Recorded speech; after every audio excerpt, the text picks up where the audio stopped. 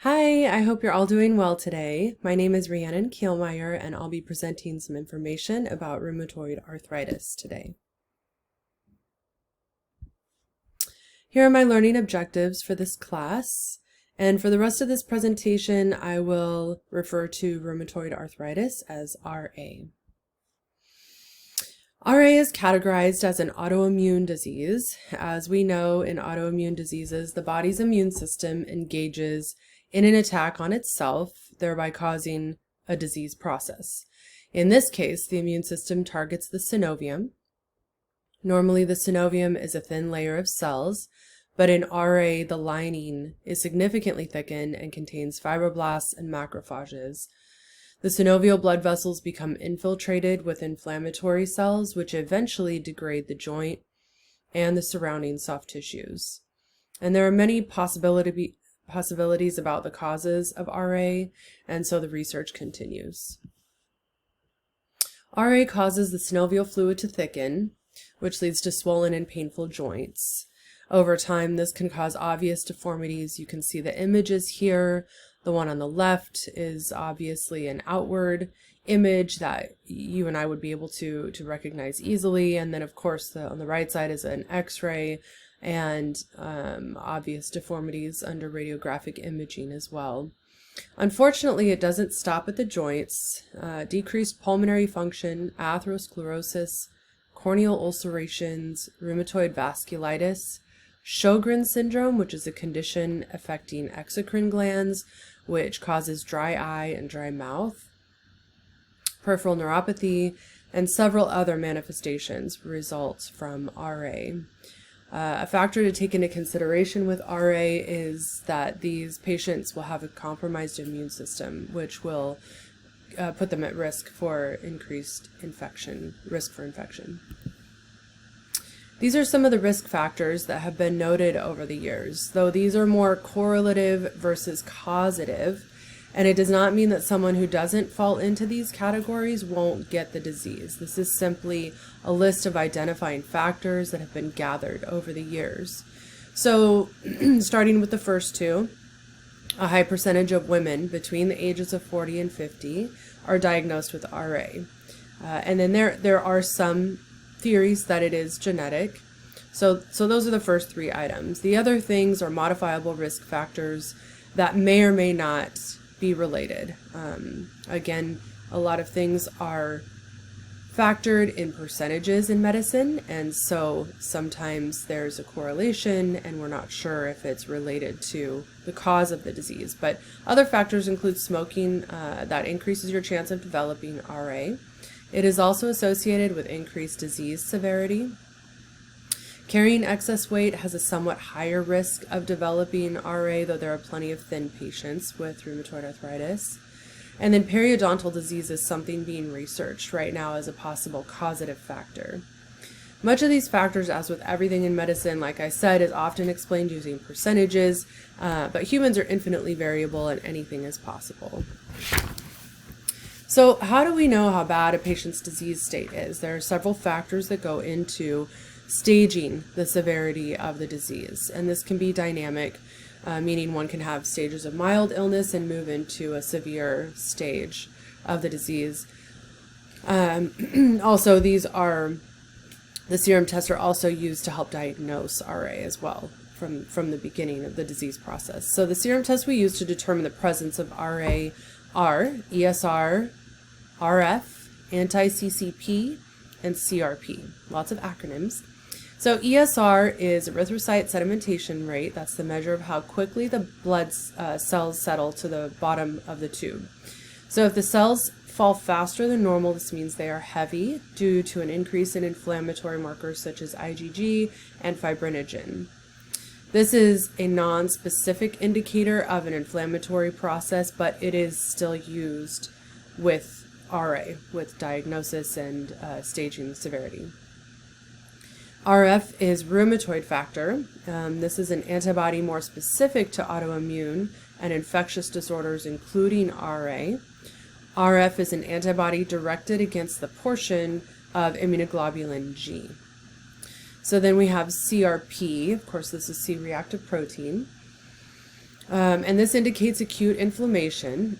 Lastly, anti-CCP is anti-cyclic citrullinated peptide. It's kind of a mouthful.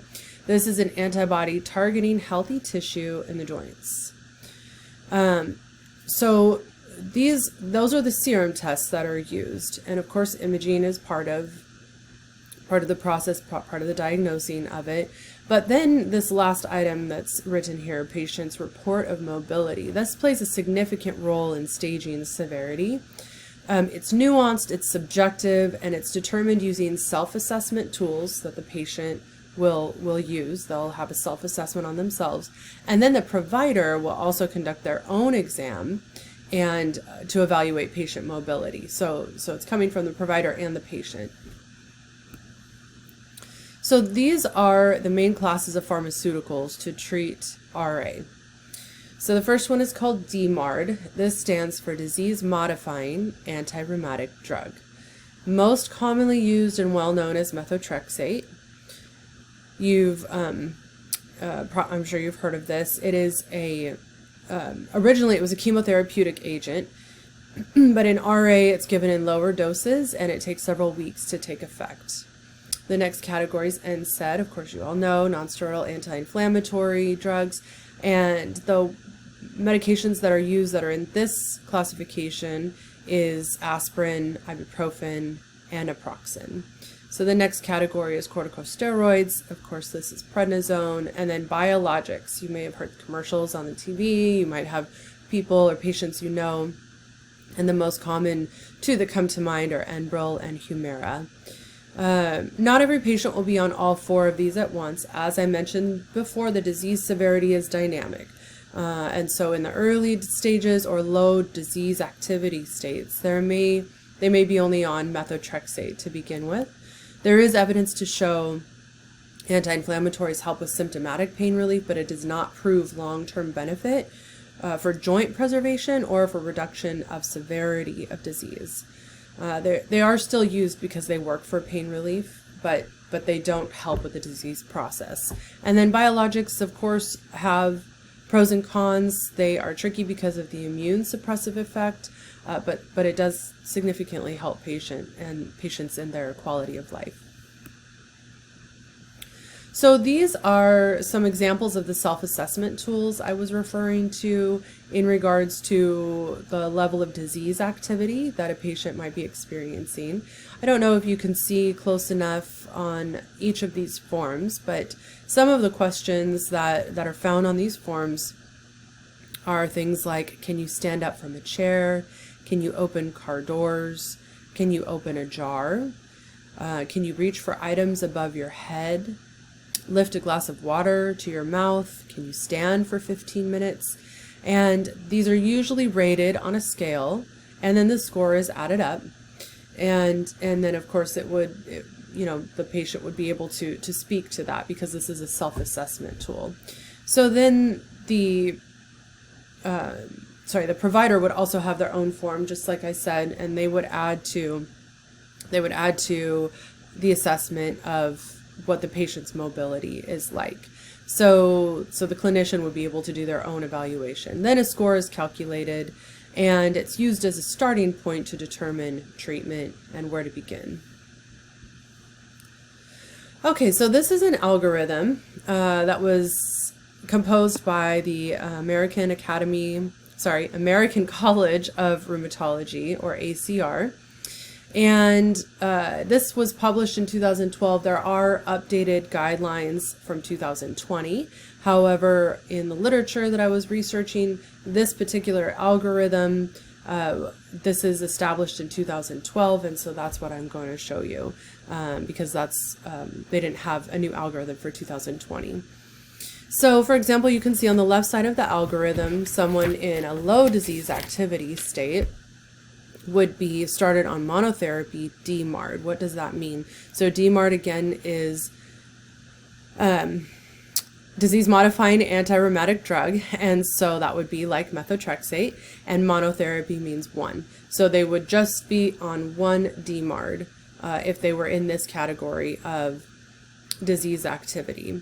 And then they'd be reassessed in 3 months. That's sort of the time frame that is recommended by the ACR for reevaluating medication regimen and how a patient is doing. On the right side, the top diamond, I don't know if you can read it, but it says low disease activity with poor prognosis.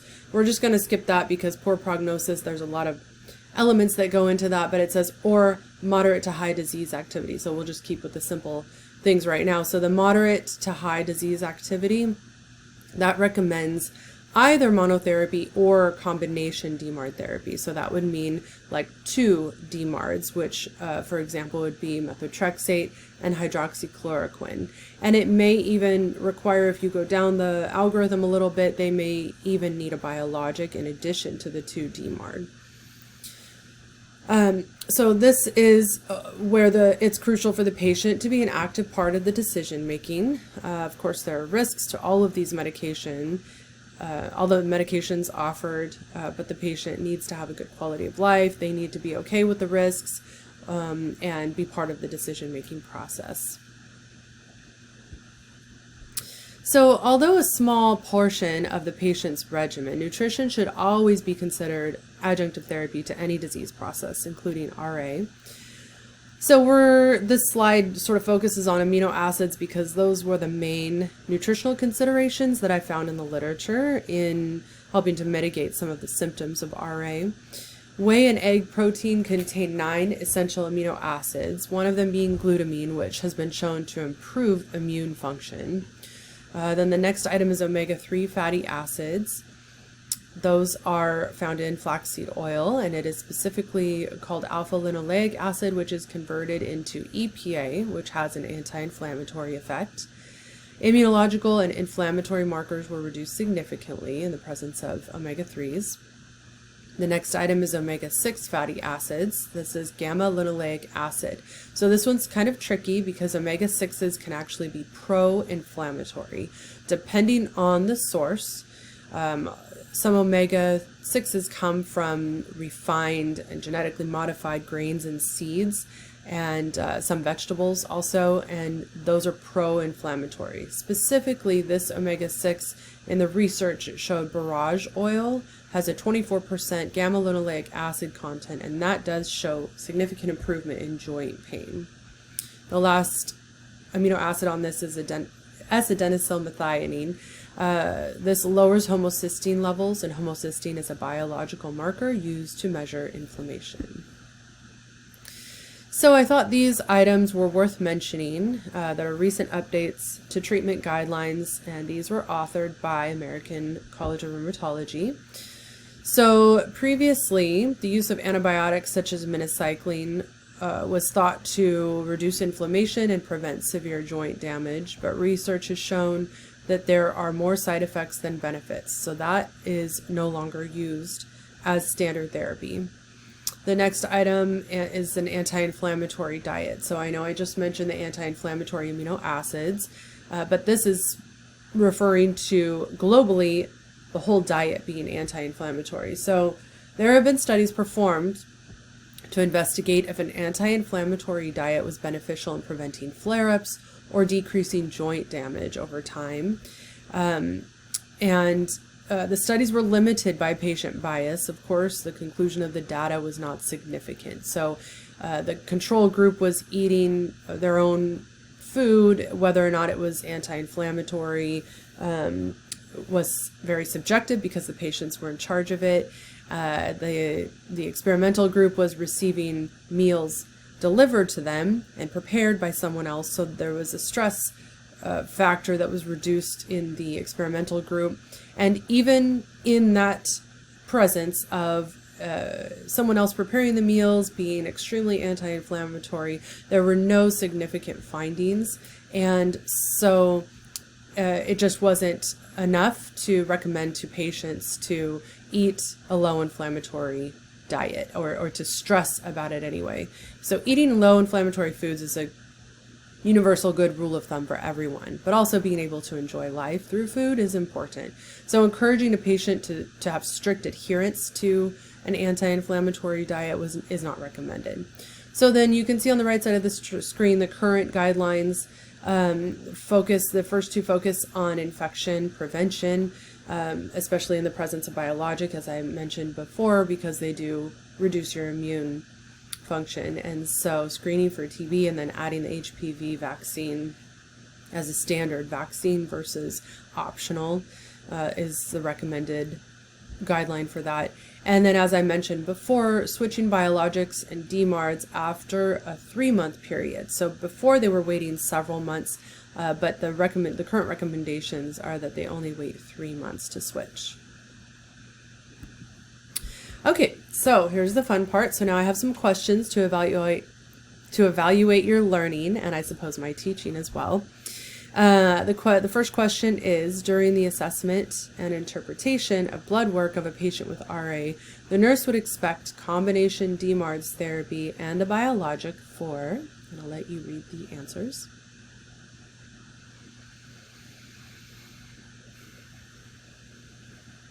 So the correct answer is C, the patient who is in a high disease activity state. You'll recall that algorithm of the two diamonds at the top and the one on the right hand side that was categorized a patient in a moderate to high disease activity state, recommended 2 DMARDs and possibly a biologic. And so that's where the rationale for this question, that's where that came from. So the next question is, the nurse is caring for a patient being worked up for RA. What labs would the nurse expect to see resulted on this patient? Lots of acronyms in this question, or in the answers. So the correct answer is C, ESR, RF, CRP, and anti-CCP. You will recall these 4 labs from an earlier slide. According to the ACR and Johns Hopkins Medicine, these are the main serum markers they would be looking at. Okay, so the last slide, the nurse is caring for a patient who's coming in for a 3-month follow-up visit. The patient is excited to report her medication regimen must be working well because she was able to watch her daughter's tennis matches and blow dry her hair. The nurse would expect the patient to be in what level of disease state? Probably a pretty easy one. So the answer is B, low disease activity state. So you might recall the slide talking about some of the self-assessment questions listed, things like prolonged standing, being able to hold and manipulate things with your hands. In this case scenario, the patient is satisfied with her level of pain and mobility. And since this is a big part of the staging disease process, the provider would most likely follow that part of the algorithm. Again, everything's variable, it's nuanced, it's subjective, has to use the provider's critical thinking as well, but in following the algorithm, this is what that would be. So this is just to conclude a simple case scenario, kind of similar to that last question.